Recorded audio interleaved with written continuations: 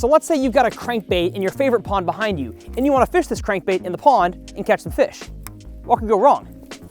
Aw, dang it. Aw, dang it. Aw, dang it. And if any of those things have happened to you, sadly you're not entitled to any financial compensation, but you are not alone, as those are common occurrences and problems while fishing crankbaits from the bank. So in today's video, I want to talk about which crankbaits are best for pond bass fishing so that you can snag less of this and more of this. My name's Tyler, and let's talk about it. Another giant, another giant. Look at that, y'all. I can't believe what I just caught. Yes! Well, what's going on, folks? Welcome back to TRF. Hey, this video is brought to you by the Bass Forecast mobile app. It's an awesome app that helps you understand more about your bodies of water and help you catch more fish. More on that app later in the video. So to start off this video, I feel like I have to explain real quick the purpose of a crankbait. What is it designed to do? A crankbait is designed to imitate some kind of forage species, whether it's bait fish or shad or bluegill or crawfish, whatever the game fish, not just talking bass, walleye, pike, muskie, whatever else eats a crankbait.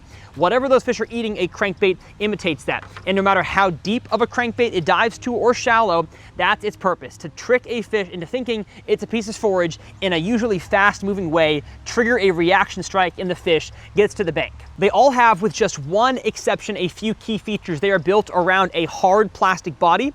They have a bill on the front that causes them to dive to a certain depth, and 99% of them have two treble hooks. And it's in those two signature features of a crankbait, the bill and the treble hooks, that most anglers, especially fishing from shore, find most of their problems. Crankbaits are great, they catch fish, but sometimes they dive too deep, they snag all kinds of debris, and you can actually oftentimes get them stuck down on the bottom, causing you to lose the crankbait and lose some money. So how do we fix that? Well, the first thing is that you as an angler have to have an understanding of the contours, of the depths of the body of water you're fishing. And I don't just mean a passive understanding, I mean a full-blown, doctorate level, professional understanding as far as you can of the underwater topography, also known as bathymetry, of the body of water you're fishing. Take, for example, this pond right here. From looking at it on foot, it's really hard to see any sort of contours that could clue me in on the various depths present. And even from the sky at an angle, I really can't tell what areas are deeper than others. But just because you can't see it doesn't mean it's not there, because if I shoot from above, I can see the very obvious shallow sections here and deeper sections here. And the reason you need to understand how deep certain sections of your pond are is so that you can make the proper lure selection decisions, or in this case, select the crankbait that dives to the proper and effective depth. For some ponds, the bank might drop off relatively quickly into deeper water right off the bank, and in that case, your crankbait selection is pretty broad. You can throw shallow diving crankbaits or kind of medium diving cranks like the 3XD, the Series 4 like I have here, that dive up to 10 feet.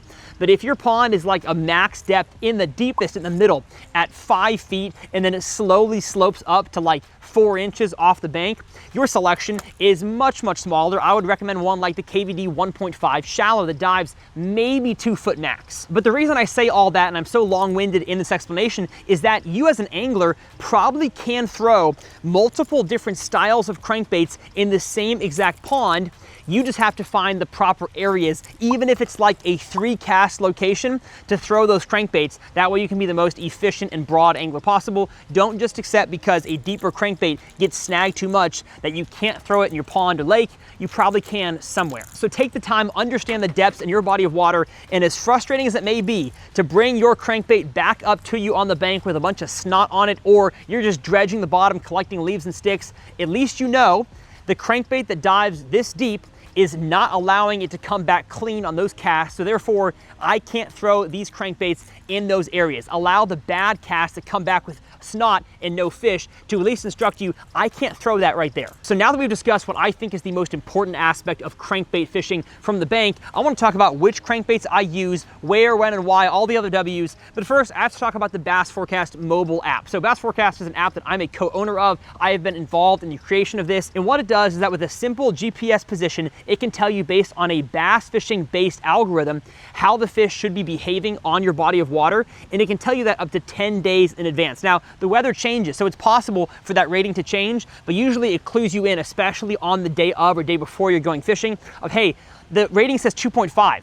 maybe that means the fish are not gonna bite all that much. They're gonna be slow moving. So I wanna catch them on a crankbait, but it might be more of a drop shot or a shaky head or a wacky rig type day. Bass Forecast helps you with lure selection, location to throw those baits, and inside the app we have detailed instructional videos teaching you how to fish every single lure category for bass. I am super proud of the app, and I have a link that you guys can download it down below. Now the premium version has all the features, but free is also super cool, and it comes with a Tackle Warehouse gift card you can use on whatever you want. So if this channel has helped you become a better bass fisherman, it would mean a whole lot to me if y'all would download Bass Forecast, linked below. So let me take all the crankbaits here out of my Evolution bass sack without getting hooked.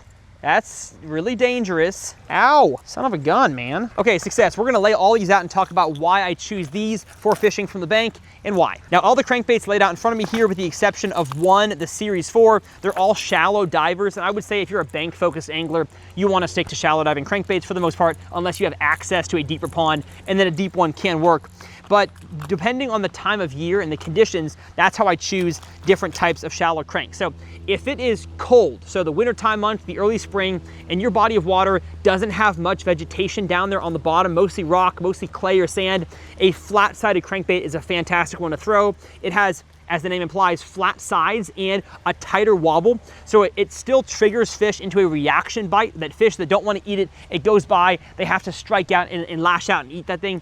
That's still what a crankbait does, but it just isn't quite as aggressive. So again, cold water, no grass. For warmer water with no grass, I'm gonna go with a square bill crankbait. The body size is different than a flat side because it has rounded sides. So the tail kicks a whole lot more, a much bigger wobble, more water displacement, and usually more sound. Usually they have more beads in them as opposed to a flat side. So if it's warm and there's not much grass in my body of water, I will throw a square bill. Now, most of the ponds and lakes you guys fish from the bank have some kind of aquatic vegetation. So my favorite one, even if it's pretty dang cold outside, is going to be the Strike King Hybrid Hunter. It is designed to go through shallow grass.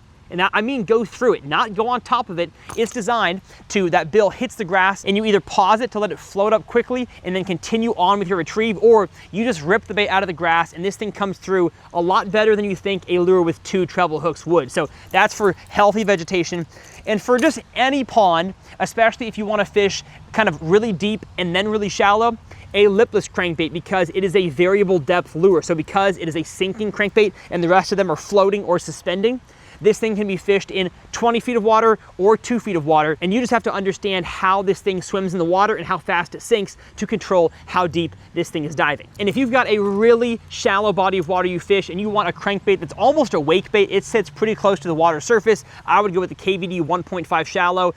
As I was casting this thing in the pond behind me a few minutes ago, I realized this looks really good in the water. I need to fish this more this coming spring. Now, Tyler, all this information on crankbaits is great. I just don't know when to throw them. Am I throwing them in the winter, the summer, or the fall? The answer, of course, it always varies, but the answer is yes. You can throw crankbaits all the time, but I would say the colder months are better. So the fall, late fall, winter for really slow crankbaits, like in the flat sides, and the early spring.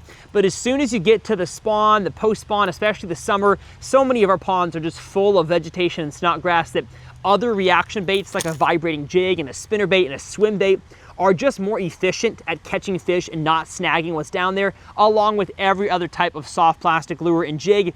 It's just better ways to catch them. So I don't throw crankbaits where I live in Texas much past April, all the way up until, I'd say, September, October, sometimes not even until the next January. And sometimes even in the colder months that I prefer to throw a crankbait, some other reaction baits like a vibrating jig. I talk about some my local friends here all the time in videos. A buddy of mine, Ricky, has caught 2 5-pounders that he thinks actually might be the same 5-pounder. I'll put the 2 images here. I'll let you decide. He loves fishing a vibrating jig, and he caught those 2 fish in the dead of winter when I would usually recommend throwing a crankbait. So you just have to test and see on your pond or your lake, whatever you fish, what the fish want, because some days it might be other reaction baits and other times it might be a crankbait. And hopefully this video teaches you the skills and the knowledge and the confidence to go out and throw this thing more effectively. Now, one last really important thing I want to discuss when it comes to bank fishing or pond fishing crankbaits is the actual retrieve that you use. So normally cast a crankbait out here. I've actually got my shallowest diving one I discussed, the KVD 1.5 shallow, and I'm not going to put my rod tip down, as I always talk about in all my crankbait reaction bait videos. That's how to get your bait to its maximum diving depth, or just keep it down in the water column by actually having your rod tip down. I usually have the rod tip sideways, if not the rod tip pointed up at like a 2 o'clock angle. Keeping your rod tip up as you retrieve helps to fight back against that crankbait diving to a deeper depth. So this one here only dives to whatever it is, you know, a foot, foot and a half. But if I cast it out there, reel down for a second, but then put my rod tip up, it's maybe getting a max of like 4 to 6 inches underneath the water. And so for those of y'all who want to fish crankbaits, but there's so much stuff to get snagged in your ponds, you can practically use this with every type of crankbait, but especially shallow diving ones and lipless. If you don't use a rod tip down retrieve, but instead a rod tip sideways or up, you're gonna snag a whole lot less stuff and hopefully snag a few more bass. So at this point in the video, I think it's only fair that I show you a few of my favorite crankbait fish catches from the bank. Oh, shoot. Uh-oh. There's one. That's a fish. Or a stick. Nah, that's a fish. There's no way it's a bass, though. This feels really, really weird. A catfish? What is this? What is this? Oh, it's a bass. It's a bass. Holy cow. I just have him hooked really, really weird. Come on, buddy. Come on. Come on. On the hybrid hunter. Literally just making a random cast out in the middle. I thought this area here looked better than the rest of the pond because we had some sticks on the bank. So I thought, you know what, maybe this corner here is deeper and it might be better for the crankbait. And it looks like I was right. Holy cow, this is way bigger than I expected. You know what, maybe this neighborhood has stocked, you know, a few small ones, but no, there's a big one in here.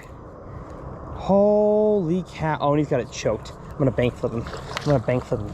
Yes, sir. Holy cow. Holy, get in here. Get in here. Get in here. Holy cow.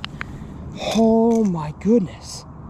Straight up 5-pounder on the chartreuse blackback hybrid hunter. Holy cow. Look at that, folks. Look at that big old bass on the dang hybrid hunter. Who would have guessed? Who would have guessed my favorite crankbait ever catches all slaunch face? I mean, this thing's got a 6.5, 7-pound frame, and yet she only weighs 5 pounds. So I caught a big fish, yes. Good morning. Sure, yeah. All the neighbors want to see the big fish. Gosh, that is huge. It is a big one, yeah.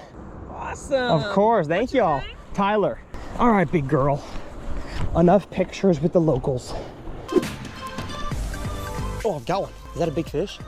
Is that my first big fish of the summer? I think I snagged something, guys. Nope, nope, it's a bass. It's a big one. Oh, nope, nope, nope. Nope, don't you do that. Don't you do that. Oh. Ooh. I don't want to lose him. Oh. Bring it on in here. Bring it on in here, boy.